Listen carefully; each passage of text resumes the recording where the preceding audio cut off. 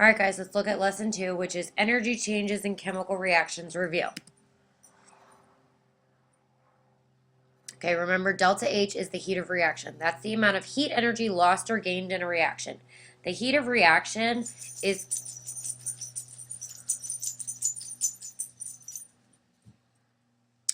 All right, guys, let's talk about delta H, which is heat of reaction. The amount of energy lost or gained throughout a reaction is what the heat of reaction is called.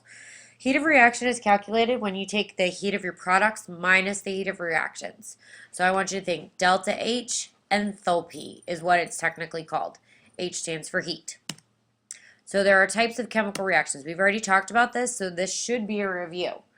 Endothermic reactions. Remember, heat is absorbed by the reactants, and the energy is stored in chemical bonds of the products. So delta H is going to be positive, and energy is going to be a reactant, so it's going to be absorbed as a reactant on the left side of your reaction. So, for example, if we have reaction A plus B yields C, if the heat HA is 40 kilojoules and HB is 20 kilojoules, then the reactants have a total of 60 kilojoules. If HC is 110 kilojoules, then 110 minus 60 equals 50 kilojoules of heat must have been absorbed by the reactants because everything has to be balanced. So the total energy on both sides are equal. That's the law of conservation of energy.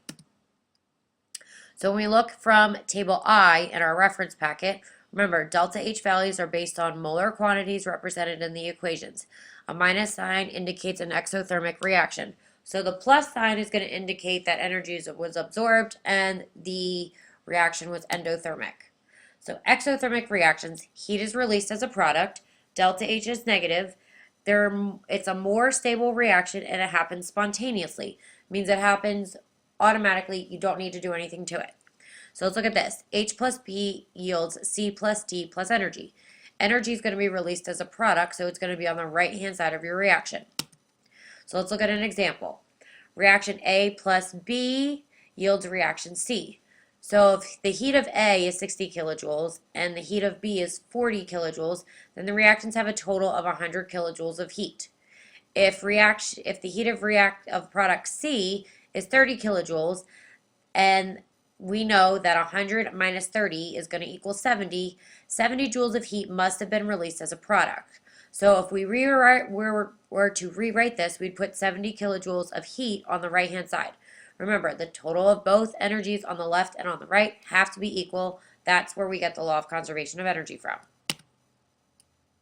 So again, when we look at table I, if your delta H is negative, that means that energy was released and your reaction is exothermic. So let's look at an example. Reverse reactions on table I. So what is the delta H for the following reaction? Is it exothermic or endothermic? Okay. This is going to be for the reverse reaction. That's how this is written on table I, but backwards. So we're going to have to change our sign. So it's going to end up to be a plus 571.6 kilojoules, and that's going to be an endothermic reaction. So let's look at the practice. What is the delta H of the following reaction, and is it exothermic or endothermic? Okay, so based on table I, this is our reaction. It's in the same order, so it's negative, so that means that it's going to be exothermic. And let's look at this, check your understanding. We're going to talk about this first thing in class tomorrow. Have a good night.